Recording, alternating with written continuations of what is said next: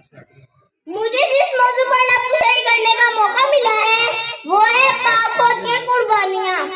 عجب انداز سے اس دنیا میں جیا کرتے ہیں۔ بندوق کیا چیز ہے، توپ کسے کہتے ہیں، ہم تو ٹینکوں کی صفوں کو چیر دیا کرتے ہیں۔ اسی دن سے شہادت کا سبق مل جاتا ہے جس دن ماں کا دودھ پیا کرتے ہیں۔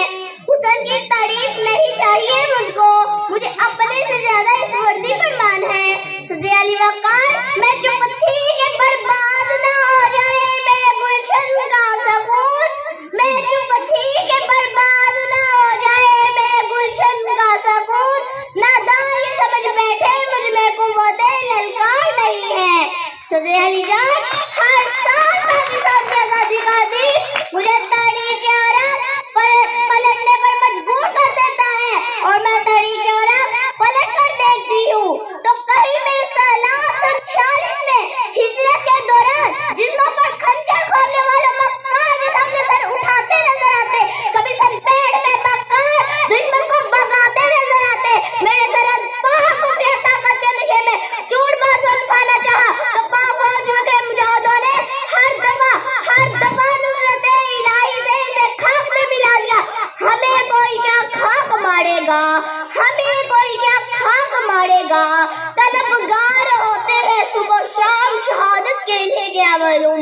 ان کا شاہی جب سرحد پر آتا ہے تو کیا سکوں کی آواز آتا ہے، مگر پاک فوج کا مجاہد جب سرحد پر آتا ہے تو شوق شہادت کے لیے آتا ہے۔ جب ان کا سپاہی سرحد پر آتا ہے تو جان کی حفاظت کا سامان لے کر آتا ہے، مگر پاک فوج کا مجاہد، پاک فوج کا جانباز جب سرحد پر آتا ہے تو سر پر کمر باندھ کے شہادت کی ٹھان کہتا ہے۔ ہم سر پر کمر باندھ کے میدان میں نکلے ہیں، دم ہے تو ہمیں روکو، دم ہے تو ہمیں ٹوکو۔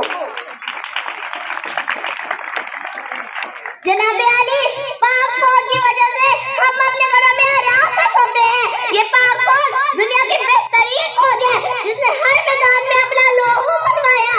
یہ پاک سے دہشت گردی کو جیسا اخاڑ